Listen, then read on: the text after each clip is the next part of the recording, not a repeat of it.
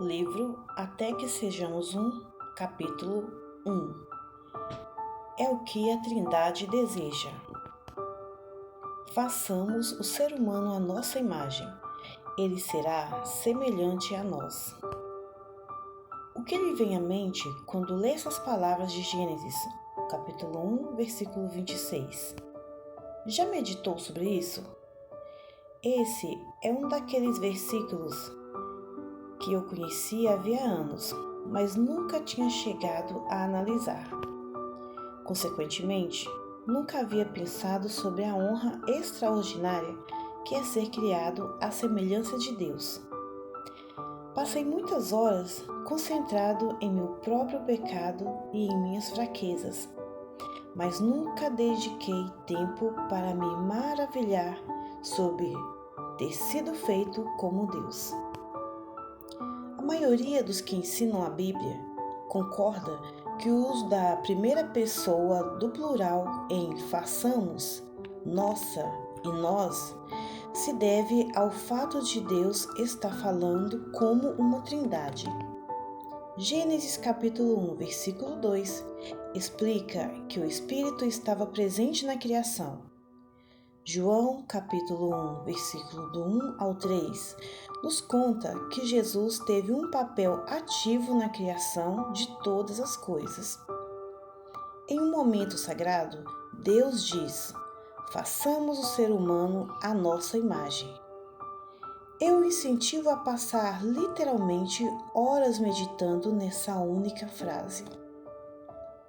Agora mesmo, eu o exorto fortemente a passar alguns minutos meditando sobre isso, após suplicar que ele o ilumine.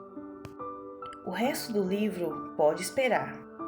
Na verdade, o resto desse livro fará muito mais sentido se você permitir que o Espírito Santo o conduza em uma meditação profunda sobre esse versículo. Quando foi a última vez que você escutou alguém expressar deslumbramento sobre ter sido criado à imagem de Deus? Tiago nos alerta a tomarmos cuidado em como falamos com as pessoas que nos cercam. Por que essas pessoas foram feitas à imagem de Deus? O ser humano consegue domar toda espécie de animal, ave, réptil e peixe, mas ninguém consegue domar a língua. Ela é incontrolável e perversa, cheia de veneno mortífero. Às vezes louva nosso Senhor Pai e às vezes amaldiçoa aqueles que Deus criou à sua imagem. E assim, bênção e maldição saem da mesma boca. Meus irmãos, isto não está certo. Tiago, capítulo 3, versículos 7 ao 10. Fomos feitos à imagem de Deus. A maioria das pessoas sabe que isto é verdade, mas não percebe que isso é sagrado. Pensando apenas no aspecto físico, elas podem imaginar Deus como se fosse uma versão maior delas próprias. Foi o que os gregos fizeram com seus deuses e semideuses. Será mesmo sobre isso que a Bíblia está falando aqui? Acho que todos concordamos que é isso muito mais profundo do que a aparência física. Jesus explicou a uma mulher de Samaria que Deus é espírito e é necessário que seus adoradores o adorem em espírito e em verdade.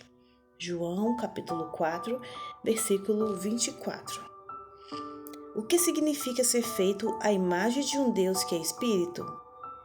Embora ser criado à imagem dele possa envolver algo físico, parece mais plausível que portar a imagem dele tenha a ver, sobretudo, com coisas que não conseguimos ver.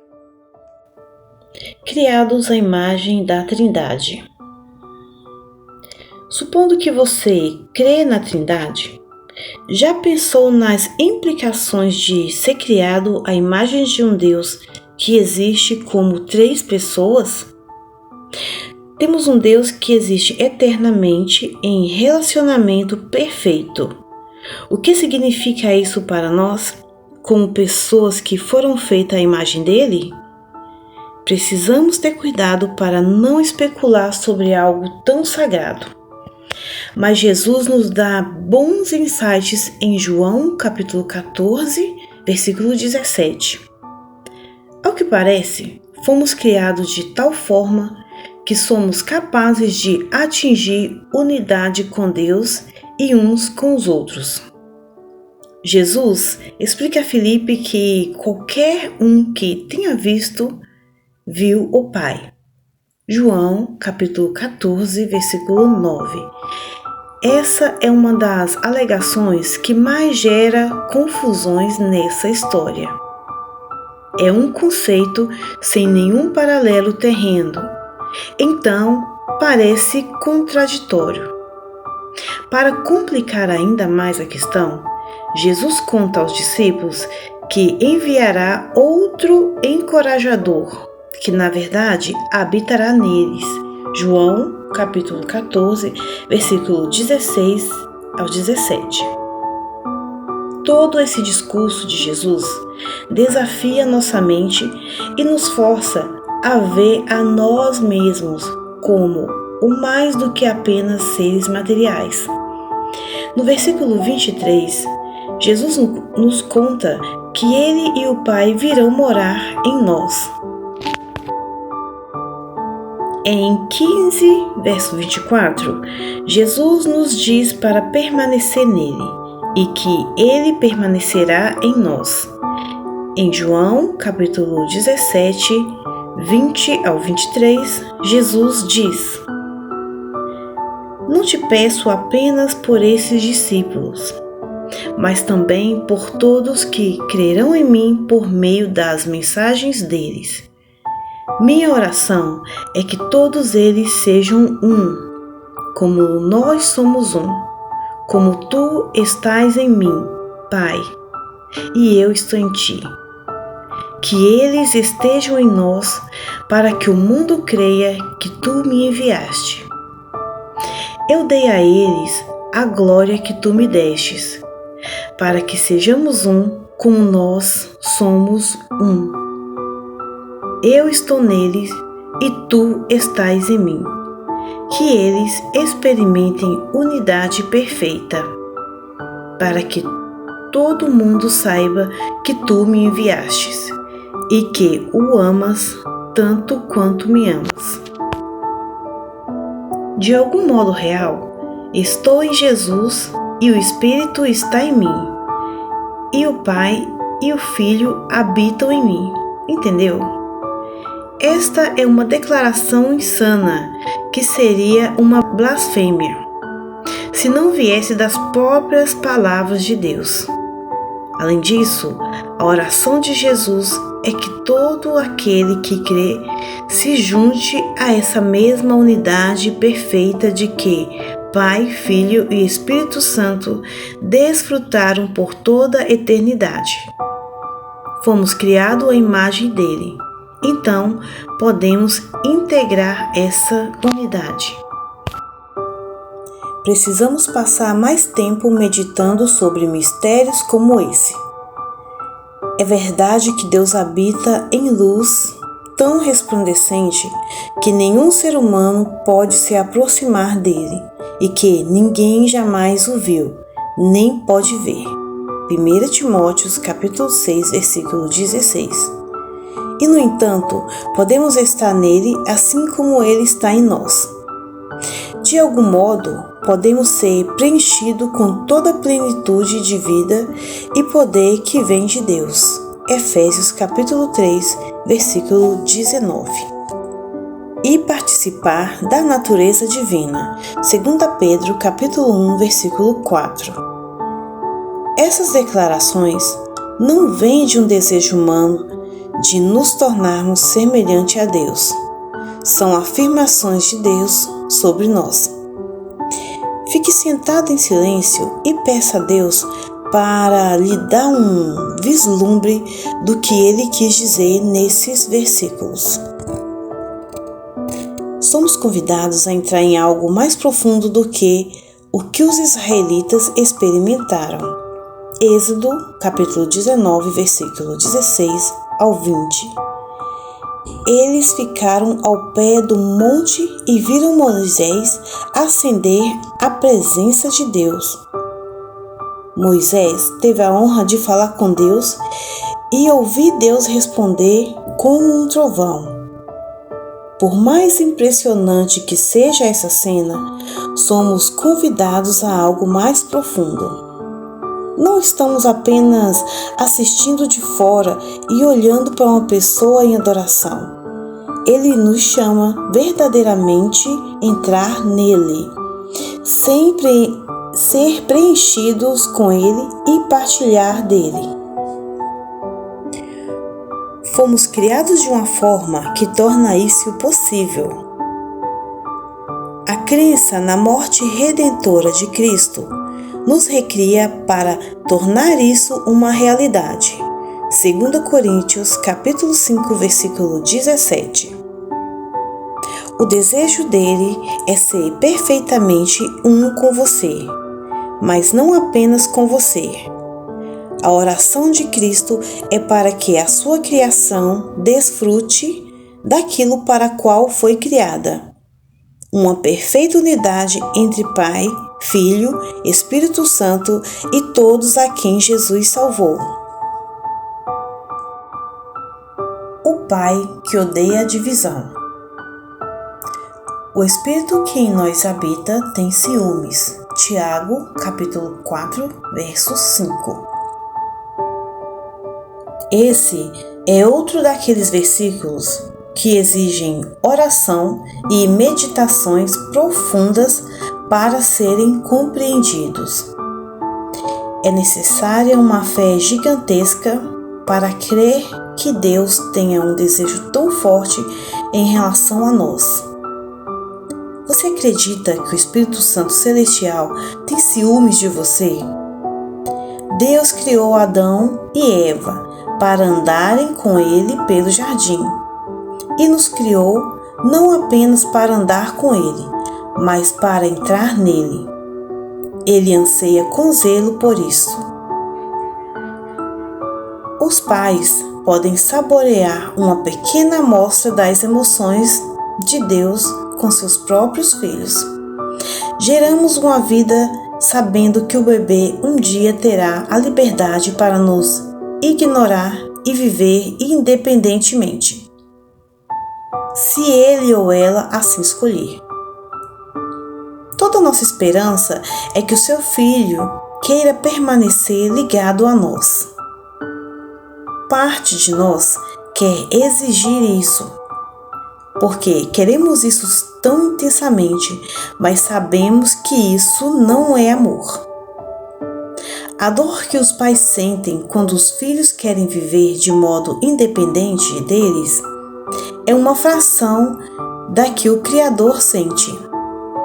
Imagine como ele sente sabendo que alguns de seus filhos desejariam que ele não existisse. Eles estão ocupados e cansados de tentar arranjar o tempo para uma visita simbólica, a fim de cumprir seu dever. O desejo de ignorá-lo é tão forte que eles se convencem de que Deus não é real. Em Romanos capítulo 1, o apóstolo Paulo explica que, embora saibam que Deus existe, eles abafam a verdade. Isso mostra quão intensamente desejam se libertar de Deus. Adoramos um Deus que deseja unidade com seus filhos e entre seus filhos. Ele enviou seu filho para reunir os filhos sob seus cuidados. Nenhum bom pai quer ver separação entre os filhos. Sendo pai de 7 filhos, eu ficaria arrasado se visse algum deles rejeitado e separado uns dos outros. Ficaria furioso se visse qualquer dos meus filhos promover discórdia. Na lista do que Deus odeia, Provérbios 6, versos 16 ao 19, ele dá a maior ênfase àquele que semeia desentendimento entre irmãos. Chama isso de detestável. Isso deveria fazer você estancar de imediato. Você deveria examinar sua própria vida neste mesmo instante para ver se é culpado de algo que o Deus Todo-Poderoso tanto odeia. Se você consegue passar despreocupadamente para o próximo parágrafo, você tem um grave problema. Sou culpado de ter semeado discórdia. Mesmo agora, ao estudar todas essas passagens sobre discórdia, sinto-me envergonhado de minha falta de remorso. Só um Deus redentor com a graça além da compreensão poderia ser tão paciente comigo e ainda me usar para ensinar sobre unidade. Passei a maior parte da minha vida cristã desejando que certos grupos de cristãos não existissem. Cheguei a ter audácia de orar pela morte de certas pessoas, porque achava que a sua eliminação beneficiaria o reino de Deus na terra. Eu não era apenas uma pessoa arrogante comum. Isto está um nível além. Pense no orgulho que requer postar-se diante de um Deus onisciente para compartilhar esse tipo de ideia. Eu era rápido demais em rotular as pessoas como falsos professores, avisando ao crente que manifeste distância deles. Embora haja um tempo para alertar os outros sobre falsos mestres, há também um tempo para fazer lição de casa, sendo rápido no julgamento. Cometi erros que me custaram muito. Aderi às ondas que eram populares em meus círculos teológicos, atacando homens e mulheres que agora sei que são filhos amados de Deus. Provérbios retrata isso como mais do que um erro. Tudo isso era detestável para Deus. Talvez eu fosse astuto bastante para evitar injuriá-los abertamente em público, mas estou certo de que o sentimento que havia em meu coração escapou pela minha boca. Nenhum de nós é tão bom em fingir amor como pensamos. Além disso, só porque minhas declarações não eram feitas em público, não quer dizer que Deus as detestasse menos. Cada palavra cruel dita em particular sobre um de seus filhos foi ouvida por ele. Na verdade, essas palavras não foram ditas em particular. Eu duvido que eu as houvesse dito se tivesse consciência da presença do pai deles na sala. Às vezes, as conversas secretas são as mais perigosas. Elas semeiam discórdias de raízes mais profundas em uma pessoa, que então transmite a difamação adiante. Isso é um discipulado profano. Deus o odeia. Louvado seja Deus pela cruz. Agora seria um momento adequado para adorá-lo por sua misericórdia. Todos os meus atos detestáveis foram lançados sobre Jesus na cruz. Jesus morreu para apagar nossas discórdias e nos conduzir à unidade. O Filho morreu para nos unir.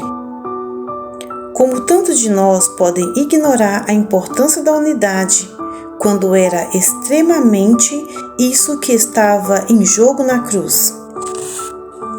Jesus sofreu e morreu para nos unir com o Pai e uns com os outros. Desconsiderar a unidade é menosprezar a cruz. Ao falar sobre o modo como os romanos consumiam alimentos considerados impuros, sem considerar o impacto disso e seus companheiros de fé, Paulo afirma que esses cristãos estavam, na verdade, sendo a causa da perdição de alguém por quem Cristo morreu. Romanos capítulo 14, versículo 15. Não poderia ter sido mais contundente. Ele recorre à mesma verdade que explicam em grandes detalhes em Efésios. Agora, porém, estão em Cristo Jesus. Antigamente estavam distantes de Deus, mas agora foram trazidos para perto dele por meio do sangue de Cristo. Porque Cristo é a nossa paz. Ele uniu judeus e gentios em um só povo ao derrubar o muro de inimizade que nos separava. Ele acabou com o sistema da lei, com seus mandamentos e ordenanças, promovendo a paz ao criar para si, desses dois grupos, uma nova humanidade. Assim, ele os reconciliou com Deus em um só corpo por meio de sua morte na cruz, eliminando a inimizade que havia entre eles. Ele trouxe essas boas novas de paz tanto a vocês que estavam distante deles, como aos que estavam perto. Agora, por causa do que Cristo fez, todos temos acesso ao Pai, mesmo Espírito. Portanto, vocês já não são estranhos e forasteiros, mas concidadãos do povo santo e membros da família de Deus. Juntos somos a sua casa, edificados sobre os alicerces dos apóstolos e dos profetas. E a pedra angular é o próprio Jesus Cristo. Nele somos firmemente unidos, constituindo um templo santo para o Senhor. Por meio dele, vocês também estão sendo edificados como parte dessa habitação, onde Deus vive por seu Espírito. Efésios capítulo 2, versículo 13 ao 22. Todos nos céus fitam Jesus com admiração. Milhares de anos desde que creram pela primeira vez, eles continuam a se maravilhar dele. Digno é o Cordeiro que foi sacrificado. Apocalipse capítulo 5, versículo 12. Pessoas que antes odiavam umas às outras estão louvando em uníssono. O ato sagrado faz com que se ajoelhem em adoração e elas se veem ajoelhando ao lado de outras a quem costumavam odiar. Eu me vejo escrevendo e apagando nessa sessão. É porque não há mais nada a acrescentar a Efésios 2, versículo 13 ao 22. Não há nada confuso nessa passagem que exija explicação. Ela diz tudo. Por favor, leia de novo devagar, como se estivesse fazendo uma oração. É sobrenatural e deve conduzi-lo a um tempo de profundo louvor e arrependimento. O Espírito sofre com nossas divisões. A maioria dos cristãos sabe que o Espírito Santo é uma pessoa, mas ainda tende a tratá-lo como uma força impessoal. Há muitas discussões sobre o que ele faz e o que não faz. Muitos debates sobre o que as Escrituras dizem a seu respeito. Creio que há algo faltando na maioria dessas discussões sobre o Espírito Santo: o temor. Tente relembrar as últimas vezes em que você falou sobre o Espírito Santo. Havia reverência em seu tom ao ousar falar sobre um Deus que é muito mais poderoso do que você consegue imaginar? Você falou com humildade, demonstrando que os caminhos dele são muito além da sua compreensão? Fico muito envergonhado por ter participado de debates informais e até mesmo arrogantes sobre o Espírito. Falei a seu respeito como se eu fosse algum tipo de especialista sobre ele. Pense no nível de orgulho e ignorância necessários para ser um humano achar que pode falar sobre o Espírito Santo como se fosse um especialista. É absolutamente ridículo. Obrigado, Senhor, por tua misericórdia. Do trono saíam relâmpagos, estrondos e trovões. Na frente dele havia 7 tochas com chamas ardentes, que são os 7 Espíritos de Deus. Apocalipse, capítulo 4, versículo 5. Não tenho a menor ideia de como será a primeira vez que eu vi Jesus. Não tenho nenhuma pista de como será o meu primeiro encontro com o Espírito Santo. Até mesmo tentar imaginar esse momento me faz sentir como se eu estivesse pisando em terreno santo. Falar sobre ele é sagrado. Lembro-me da primeira vez que li que o Espírito Santo poderia se entristecer. Efésios capítulo 4, versículo 30. Fiquei confuso. Eu era uma daquelas pessoas que não tratavam o Espírito Santo como uma pessoa, ainda que soubesse, teologicamente, que ele é. Mesmo nos momentos em que tive plena consciência de seu caráter de pessoa, supus que o poder infinito dele o impedisse de que entristecer.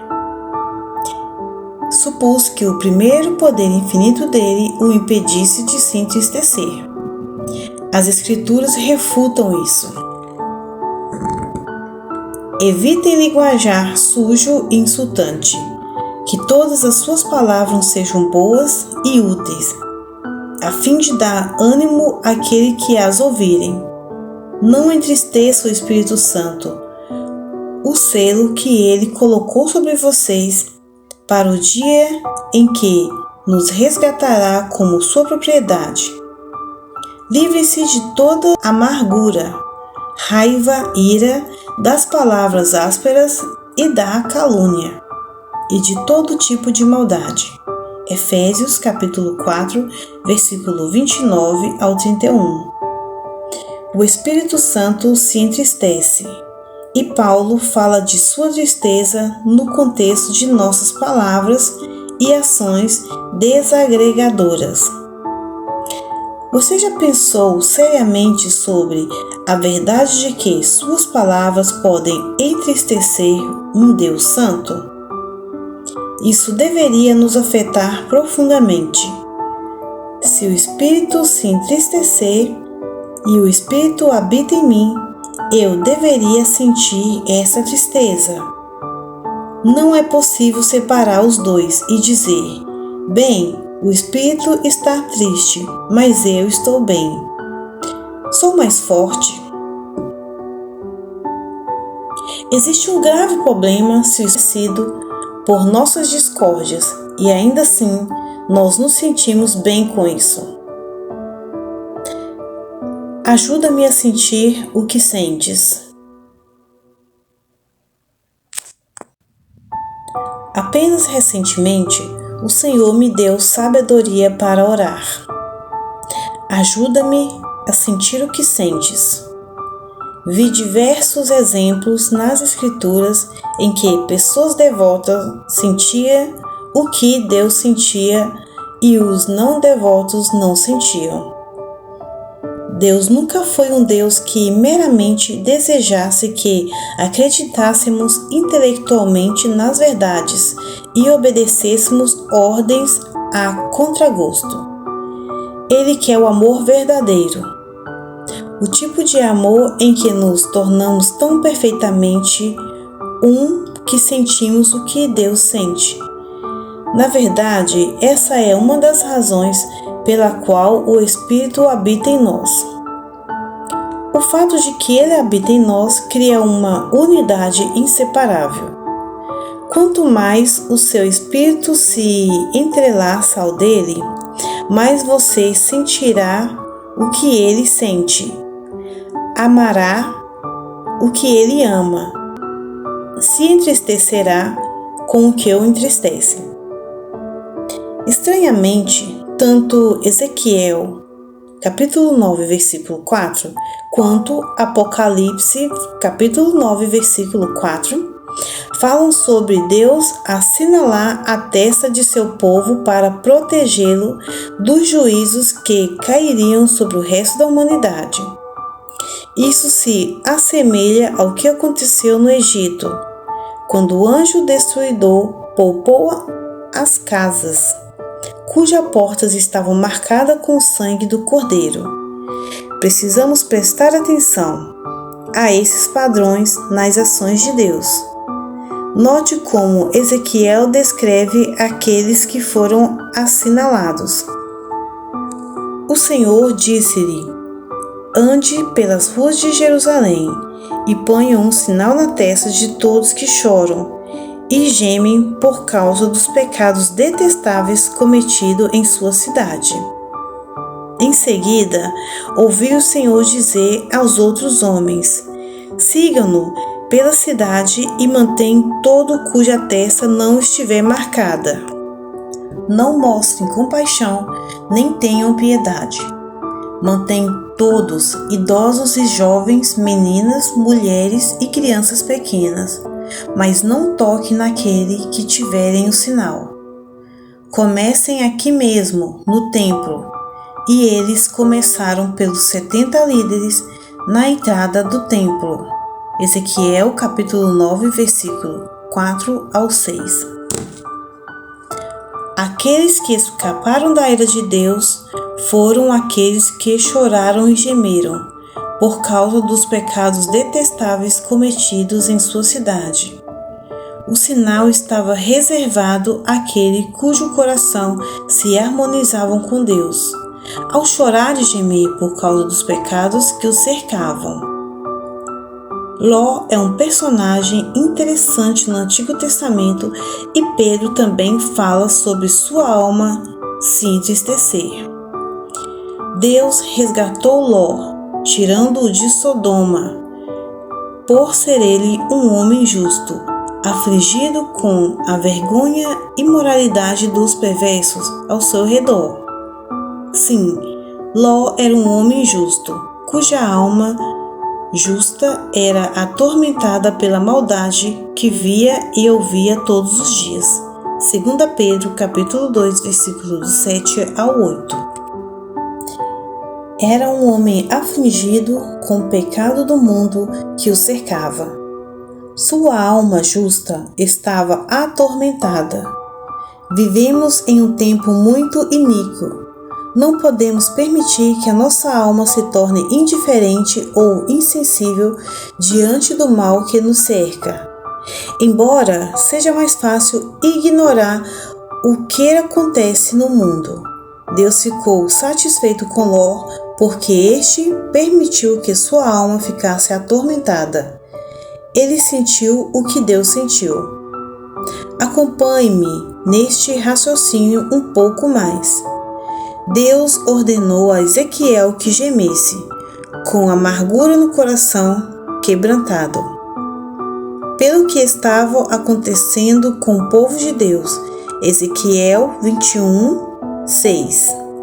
Por meio do profeta Sofonias, Deus prometeu reunir o restante do seu povo que chorava pela perversidade do mundo.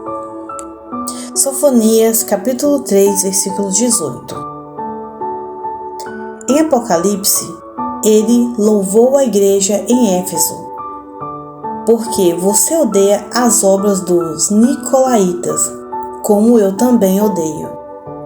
Apocalipse capítulo 2, versículo 2 ao 6. Neemias chorou diante da ruína da cidade do povo. Neemias capítulo 1, versículo 4. Capítulo 2, versículos de 2 ao 3. E Davi derramou rios de lágrimas, porque o povo não estava cumprindo a lei divina. Salmo 19, verso 136. Na sua conclusão do livro de Jonas, Deus questionou o profeta relutante, porque este não estava disposto a compartilhar sua compaixão que Deus sentia pelo povo rebelde de Nínive. Jonas capítulo 4, versículo 10 e 11. Amós repreendeu o povo por se divertir ao mesmo tempo que não se importavam com a ruína da nação de Deus. Amós capítulo 6, versículo 4 ao 6. Às vezes, quando Lisa e eu assistimos um filme juntos, temos reações muito diferentes. É perturbador ter ficado absolutamente entediado com o filme e então olhar para Lisa e ver que ela está se desfazendo em lágrimas. Creio que algo desse tipo acontece com frequência entre Cristo e sua noiva. Deus nos disse que considera o mais importante. Ele nos descreveu tudo o que deixa entristecido, o que o faz chorar. Apesar disso, aqui estamos desprezando a unidade pela qual seu Filho deu a vida e atacando uns aos outros por motivos irrelevantes. Este cenário acontece o tempo todo. As coisas que nos incomodam não são as coisas que incomodam a Deus. Ao mesmo tempo, eles se incomodam com coisas que nos deixam indiferentes. Deus, ajuda-nos a sentir o que tu sentes. Alinha o nosso desejo com o teu.